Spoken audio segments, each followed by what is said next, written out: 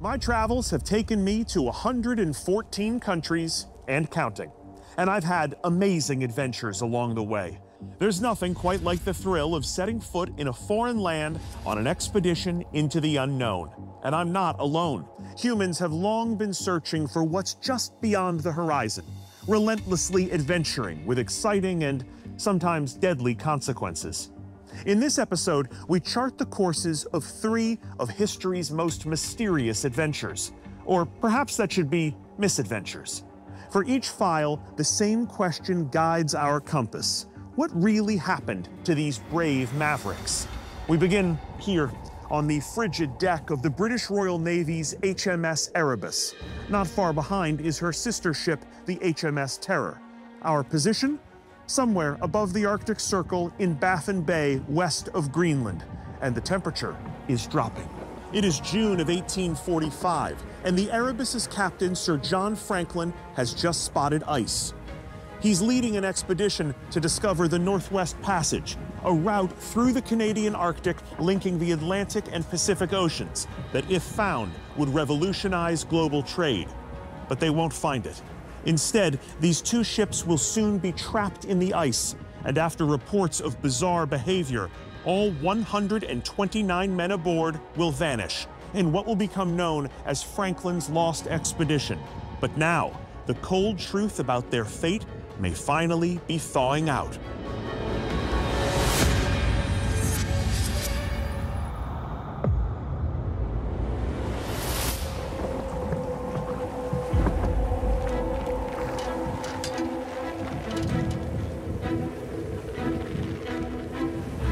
This is Captain Franklin's 3rd attempt to chart the Arctic. He's really hoping 3rd time's the charm, haunted by what happened on his first expedition to these frigid waters.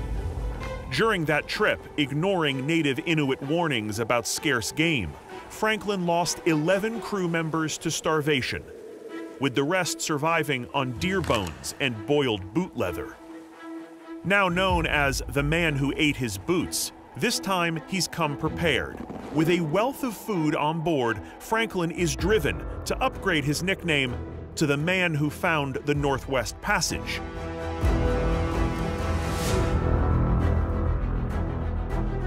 Since the end of the 15th century, European explorers have tried and failed to find the fabled passage, turned back by a maze of hull-crushing ice and deadly cold. John Franklin commands the HMS Erebus. In Greek mythology, Erebus is the personification of darkness. Day's 2nd vessel, the HMS Terror, is overseen by second-in-command Captain Francis Crozier. Decades earlier, both vessels served as British warships, hence their threatening monikers. Subsequently, they're retrofitted for polar exploration. The ships have been outfitted with iron-plated hulls, reinforced decking, and even central heating. For emergencies, each has a propeller powered by a locomotive engine. But perhaps the greatest innovation of all is this: canned food. Both ships are stocked with enough canned rations to help ward off hunger and scurvy for up to 3 years.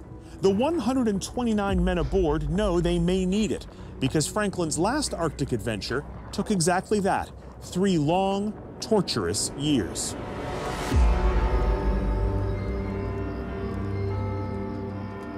After setting sail from the United Kingdom in May of 1846, no one is alarmed when the summer of 1847 passes without any news from the expedition.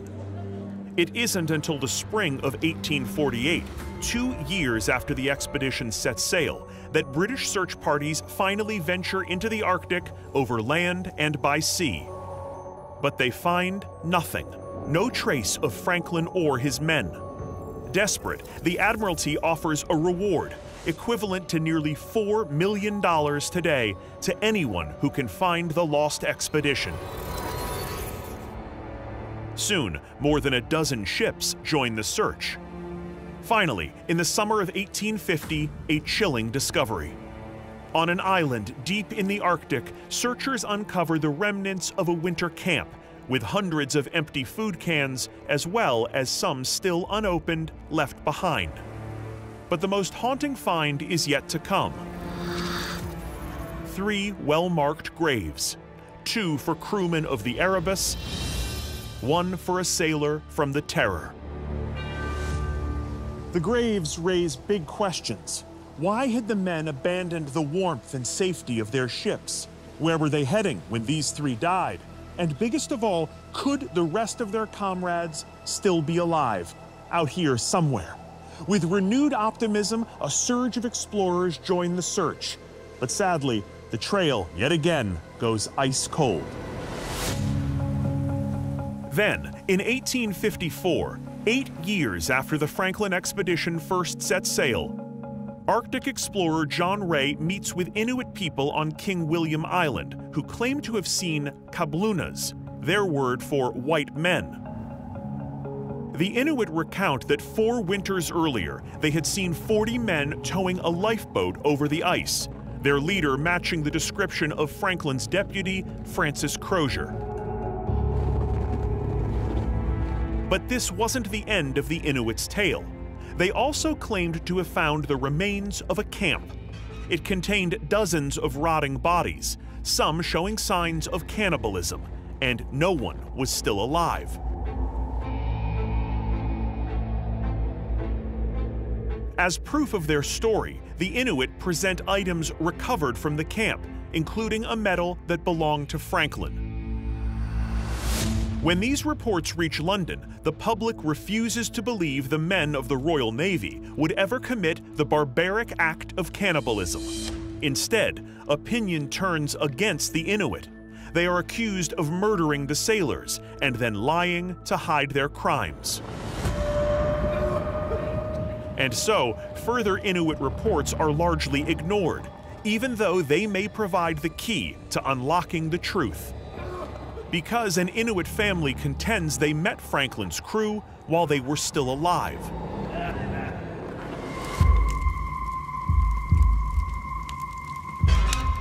They claim a small group of white men staggered into their camp. The starving sailors seemed incapable of speech, staring blankly, clutching worthless possessions.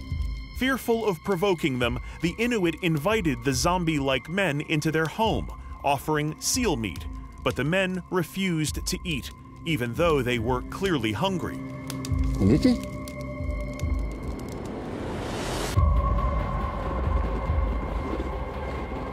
The terrified family waited for the cover of night before slipping away, leaving behind a supply of food for the men.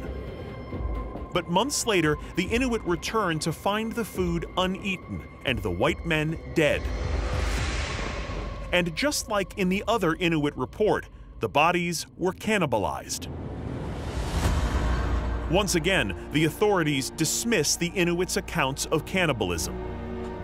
Meanwhile, John Franklin's widow, Jane, funds a new mission to save her husband, or at least his legacy.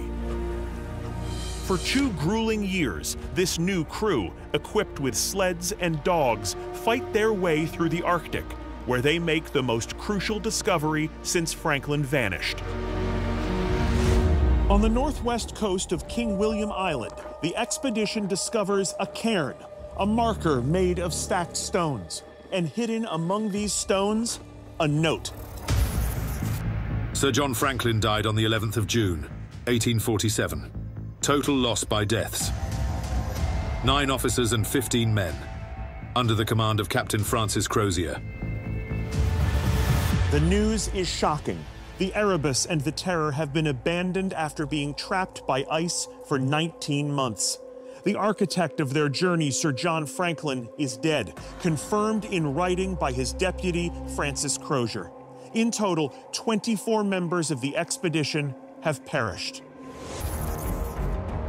The note concludes by indicating that the remaining 105 men plan to trek to the mainland via a place called Backsfish River, hundreds of punishing miles south across a frozen wasteland. But why? Why leave behind the safety of the ships and their ample supply of canned food to stagger into the unknown? The 1854 search party now also heads toward the mainland, hoping to discover the survivors' 12-year-old trail. 50 miles south, they find one of the lifeboats. Inside are the remains of 2 men, one of them torn to pieces. Strangely, with him are 2 guns, both still loaded and cocked. For the next century and a half, more grisly clues will be found to the south, where more than 24 bodies from the Franklin expedition are found scattered across King William Island, some in shallow graves, many frozen where they fell. But nothing explains the expedition's sudden deaths, divided crews, strange zombie-like behavior, and why some would travel back to the north, directly away from their only chance of survival. Had the entire crew gone mad? Over the years, many theories have been put forward to explain the crew's deaths, including scurvy, pneumonia, and tuberculosis. To explain the crew's bizarre behavior, many contend that lead poisoning from the sailors' canned food was to blame. But then again, many ate canned food in the mid-19th century, and it didn't cause them to lose their minds or their lives. Perhaps the answers to the mystery lie with the missing ships themselves, HMS Erebus and Terror. Where exactly did they vanish, and what secrets do they hide? In 2014, nearly 170 years after it left England, the Erebus is found. Searchers finally turned to the source they'd been ignoring, the oral histories of the Inuit, notably one concerning, spoiler alert, a giant ship trapped in ice. In the shallow waters off the Canadian mainland, south of the original search area, the Erebus is finally discovered. And it wasn't long until researchers had a matching set. Author Ken McGugan has spent over 25 years researching the Franklin expedition. Now, with the shipwrecks found exactly where Inuit stories said, Ken is re-examining these tales as key evidence of the expedition's final days. Going right back to the earliest reports, the Inuit described the men trekking along the coast of King William Island delirious and not making very much sense. So why were they stumbling and delirious? I was trying to piece it together, looking for the root cause. Ken examined the popular theory that canned supplies had killed the crew, though perhaps not from the lead lining on the tins, but rather poisoning of the food itself, specifically a deadly bacterial toxin called botulism. But botulism alone wouldn't explain the crew's strange behavior. Ken suspects another culprit altogether, one native to the Arctic. I think they were killed by polar bears. Not that they fell victim to an attack, but rather that they ate the polar bears. They ate the polar bears that were infected with trichinella, and they contracted it themselves. Gentlemen, a toast to the thawing of the ice. Trichinella, a parasite found in undercooked meat, causes a deadly disease called trichinosis. Symptoms can take several weeks to appear as the parasite incubates, with severe cases leading to delirium, confusion, and even hallucinations. And without treatment, it can be fatal. The larvae get into the muscles, and that's how it begins. And then they spread. And ultimately, they do affect the brain. And that, to me, is the sole explanation. This could explain how Captain Franklin and his men fell into a terrifying mental state. What I think happened is that they panicked because all these men are dying. So they start trekking along King William Island, but many of them are falling more and more sick and dropping down dead, as a matter of fact. And at that point, they reach desperation eventually. And they do resort to cannibalism. Ken's theory is compelling. As the crew treks south, unknowingly, the trichinella parasite is already incubating within them. Its disease then suddenly flourishes, and many become too weak to continue, while others are driven insane. Each year, authorities continue their archaeological excavation of HMS Erebus and Terror, both still submerged in unforgiving Arctic waters. Perhaps they'll find definitive answers as to the true fate of John Franklin and his men. Although they never managed to find the Northwest Passage, the courage and sacrifice of their expedition inspired others to follow in their wake. And 60 years later, in 1906, Norwegian explorer Roald Amundsen became the first to successfully navigate a ship through the Northwest Passage.